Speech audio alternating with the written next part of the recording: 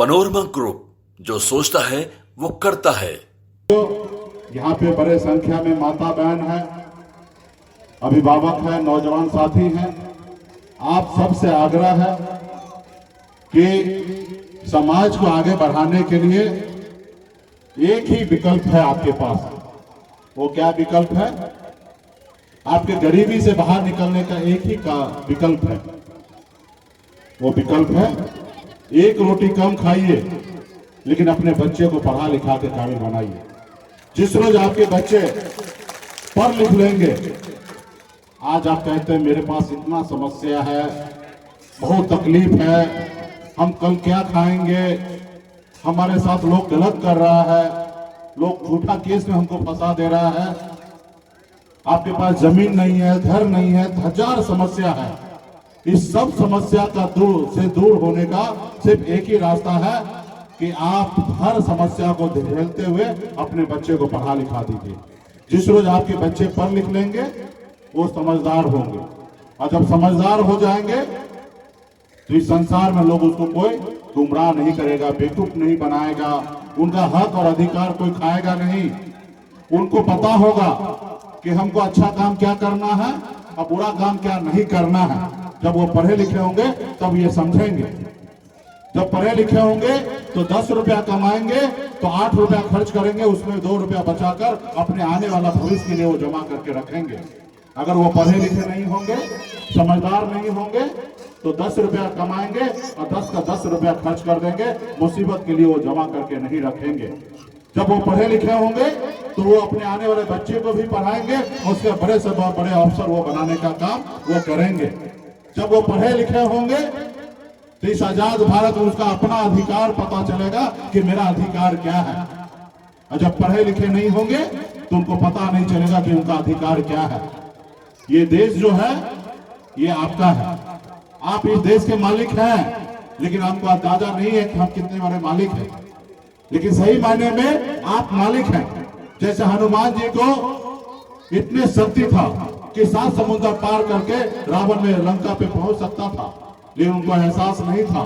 जब उनको याद दिलाया गया कि हे प्रभु, आप पे वो अपरंपार शक्ति है कि आप 7 समुद्र पार जाकर रावण के लंका पे पहुंच सकते हैं, जब उनका एहसास हुआ तो रावण के लंका में जाकर लंका को जलाने का काम किया। उसी तरीके से आपके पास भी वो शक्ति है, लेकिन आप अपने शक्ति को पहचान नहीं पाते हैं। आज जो शक्ति, जैसे आदरणीय लालू प्रसाद यादव जी बने, वो शक्ति आप में भी है कि आप ही अपने बेटा को लालू प्रसाद जी जैसे नेता आप बना सकते हैं। ये शक्ति आप में भी है। मुलायम सिंह यादव जी, कर्पूरी ठाकुर जी, तमाम देश में बड़े बड़े नेता बने हैं। जब उनके लोगों ने उनको साथ दिया तो बड़े नेता बने हैं। और जब बड़ा नेता बनते हैं तो निश्चित तौर पे अपने लोगों के लिए हक अधिकार के लिए काम करते हैं। ये देश पहले गुलाम था, ये देश पहले गुलाम था, अंग्रेज का शासन था। आपके पूर्वज, हमारे पूर्वज, इस देश के लोगों ने 250 साल तक लड़ाई लड़ा, तब जाके देश आजाद हुआ। और ये आजाद भारत ये आपका है। आजादी के बाद बाबा साहब भीमराव अंबेडकर ने हमें एक संविधान बना के दिया। पहले राजा के घर में बच्चा जन्म लेता था, वही राजा बनता था। लेकिन बाबा साहब भीमराव अंबेडकर ने कहा कि आजाद भारत में अब राजा का बेटा राजा नहीं बनेगा, इस देश में राजा वो बनेगा जिसके पास संख्या होगा, वही व्यक्ति राज्य का मुख्यमंत्री हो या देश का प्रधानमंत्री, या जिनका संख्या हो वही वार्ड सदस्य हो या मुखिया, वही व्यक्ति बनेगा।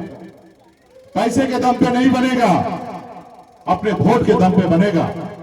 और वो वोट आपके पास है, लेकिन आपने अपने वोट को पहचाना नहीं, आप अपने शक्ति को नहीं पहचाना, और जिसके लिए आपने अपना वोट को मात्र एक बोतल शराब में कुछ खाने पीने के नाम पर आप अपने वोट को बेच देते हैं। और जब आप अपने वोट को बेच देते हैं तो आपका भविष्य कैसे सुधरेगा? क्योंकि इस देश में अगर आपको आगे बढ़ना है तो एक विकल्प जो है, आप अपने बच्चे को पढ़ा लिखा के काबिल बन के आगे बढ़िए, और दूसरा जो रास्ता है वो सरकार का है। सरकार आपके लिए अच्छा व्यवस्था कर देगा, अच्छा आपके लिए सोचेगा, तो निश्चित तौर पे आपका जो भविष्य समस्या है वो दूर होगा। आज मान लीजिए अगर सरकार चाहेगा तो कल यहाँ पे 100 बेड का हॉस्पिटल बन सकता है। कल आपके घर में, आपके गांव में, आपके लोगों के बीच में कोई इमरजेंसी होगा, आपके गांव में हॉस्पिटल बना रहेगा तो 2 मिनट में उनको इलाज हो जाएगा। अगर सरकार नहीं चाहेगा तो यहाँ हॉस्पिटल नहीं बनेगा। जब आपके गांव में समस्या होगा तो बच्चे को लेकर पटना जाते जाते बीच में रास्ते में बच्चा दम तोड़ देगा, वो तो यहाँ हॉस्पिटल नहीं बनेगा। जब आपके गांव में समस्या होगा तो बच्चे को लेकर पटना जाते जाते बीच में रास्ते में बच्चा दम तोड़ देगा, वो उससे आपका नुकसान होगा। तो ये सरकार का पॉलिसी है। आपके गांव में आने के लिए रास्ता सरकार को बनाना है। गरीब लोगों के लिए, बच्चे को पढ़ने के लिए सरकार का काम है कि आपके गांव में अच्छा स्कूल का व्यवस्था कर दे।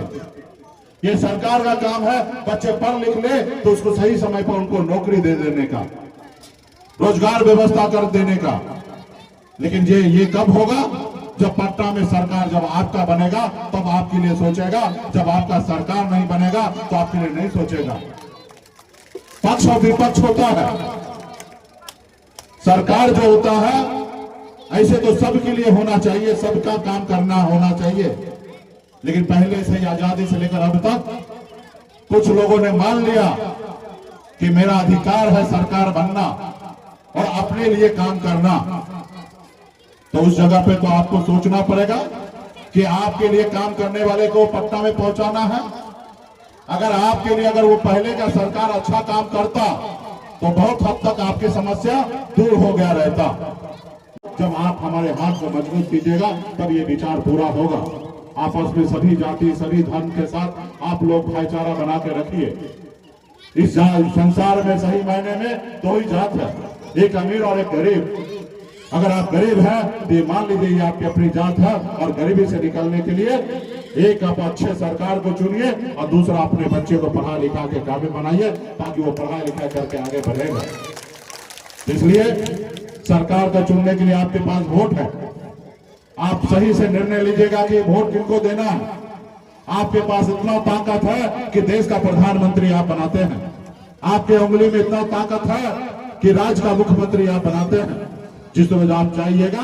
आजादी के 77 साल में आपने हमेशा देश का प्रधानमंत्री दूसरे को बनाया, राज्य का मुख्यमंत्री दूसरे को बनाया, बिहार के लीडर दूसरे को बनाया।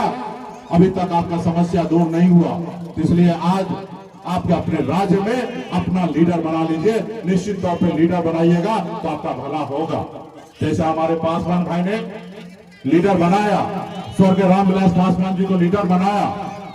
आदरणीय हमारे यादव भाई ने लालू प्रसाद यादव जी को लीडर बनाए। हमारे दलित भाई ने बहन मायावती जी को लीडर बनाया।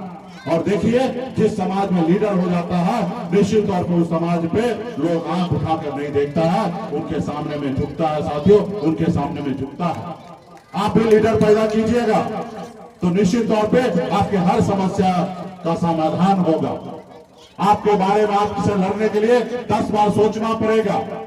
तो निश्चित तौर पे ये लीडर बनाने के बाद ही ऐसा होगा। लेकिन आज हमें माँ बाप ने पढ़ाया लिखाया, बॉम्बे जैसे शहर गए, वहाँ मेहनत मजदूरी कर कर वहाँ पे अपनी कामयाबी का झंडा गाड़ा।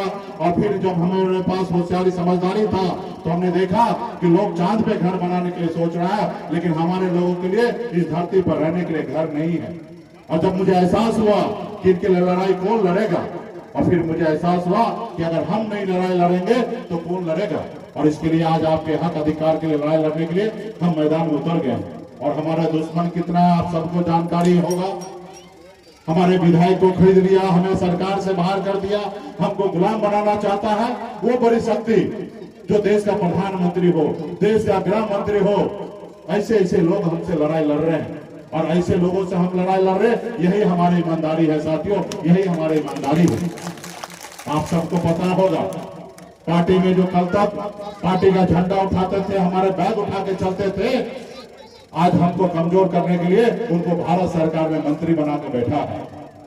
जो 2020 में हमारे टिकट पे चुनाव लड़ रहे थे, उन व्यक्ति को आज बिहार में एमएलसी बनाकर मंत्री बना दिया गया, सिर्फ इसलिए क्योंकि मुकेश सहनी को रोको।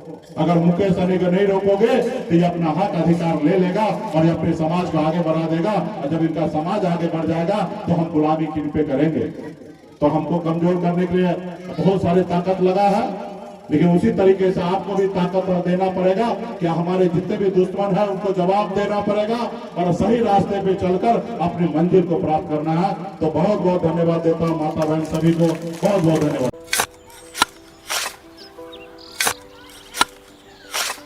नई का साल मुबारक हो चाचा। हाँ मुबारक। जब तक ये सरकार बा तब तक नया साल मुबारक कहाँ। का बात करत बाड़? बात ई बा, साल चाहे नया होके दिन चाहे, हमार जिंदगी में तो बस दुख है, दुख बा। बाढ़ के समस्या 10 का 10 बा। फसल बर्बाद हो जाला या ऑन पॉन बिक जाला, ना कोई उपाय बा ना कोई राहत। बात तो सच बा चाचा, फिर से बाहर जाए के सोचे के पड़ रहा है कि सरकार से कुछ ना हुई। कबू कबू तो लागेला हमरे मजदूरन की जिंदगी में कोनो नया साल सच में मुबारक हुई। नया साल तो तब मुबारक हुई जब नई सरकार आई। बात तो सही बा चाचा। नया साल, नई सरकार, नया संकल्प, नया बिहार।